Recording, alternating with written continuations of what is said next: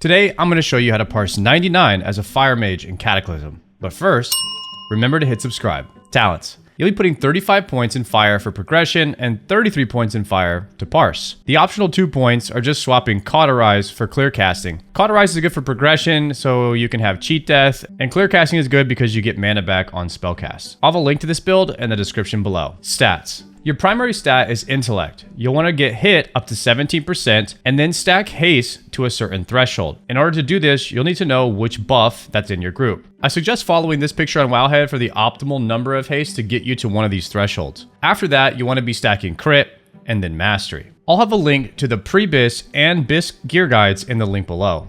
Gems. You'll be using the Burning Shadow Diamond on your helmet, Brilliant Inferno rubies in as many slots as possible. You'll only be filling a yellow or blue slot if the set piece bonus gives intellect. If the set piece bonus doesn't give intellect, then you'll just put a Brilliant Inferno ruby, because intellect is a much higher prio than your secondary stats. It's extremely important to sim your gear in Cataclysm. The link to this simulation is in the description below. In order to sim your gear, you'll need the WoW Sims character exporter weak-aura, which I'll put in the description below.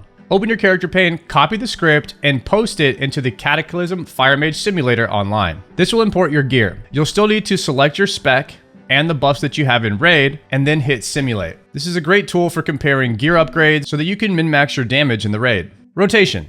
For single target, you'll want to mirror images 6 seconds before pull, cast pre-pot, then pyroblast 5 seconds before the pull. Fireball at 2 seconds before the pull while your pyroblast is in the air, then living bomb. Fireball until you get an ignite, then combustion, then flame orb, scorch if you have to move, and then fireball to fill. On multi-target, you want to pyro 3 seconds before the pull, then cast flame orb while your pyro is in the air. Living bomb, and then blast wave, dragon's breath, and combustion when you get an ignite proc. The most important thing is to fire blast when you get impact procs to spread whatever dots you have on the boss. Impact procs can spread ignite, living bomb, pyro, and your combustion. I use a mage rotation helper to keep track of my debuffs on the target, and all of my weak auras can be found in my Discord in the links below.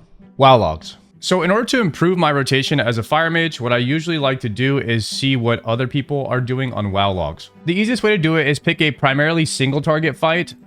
So I choose Chimeran and BWD, and then I filter by fire mage. Once you have the list up, you can pick a couple of different mages and open them up in new tabs. I like to do about 2 to 3 just to see, you know, who's doing anything differently, or if they're all doing the same thing.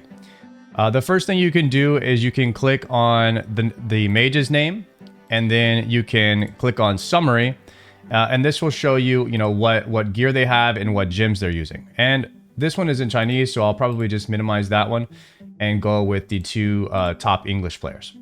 So it looks like for the most part, they have mainly red socket gems, and a piece of gear that they have with a socket bonus with intellect, they're going to go ahead and go for that gem slot using the Veiled Demon's Eye, and then everything else is Inferno Ruby. So my guess is that the socket bonuses for some of these, they're actually just choosing not to get them, because like I said earlier in the guide, the Brilliant Inferno Rubies are going to be king, and the secondary stats just don't add up as much as having the extra intellect. As far as their rotation goes, in order to see that, you click on timeline and click on damage done. So you can see here that they're opening with the Pyroblast on pull, which lands at 2 seconds, and then they're going with fireballs until they get an ignite proc, using their flame orb, and then when they get a bigger ignite proc, they're going with combustion. And so let's compare that to Leandrid. He pops mirror image before the pull, his Pyroblast lands, then he opens with a living bomb. He's using Fireball until he gets an Ignite proc, which Ignite, he also gets an instant Pyroblast, and then he goes with the Combustion, followed by the Flame Orb. Both of these are very similar. They're trying to keep Living Bomb uptime at 100, and they're trying to get a big Ignite so they can cast Combustion after it. Okay, so getting your opener down as a mage is going to be your #1 way that you can improve your DPS. If you look at their summary here, on damage done, go back to tables. This mage is actually hard casting Pyroblast to keep the dot up, and he did 29k damage. And then this mage is actually not casting Pyroblast. he is only casting fireballs.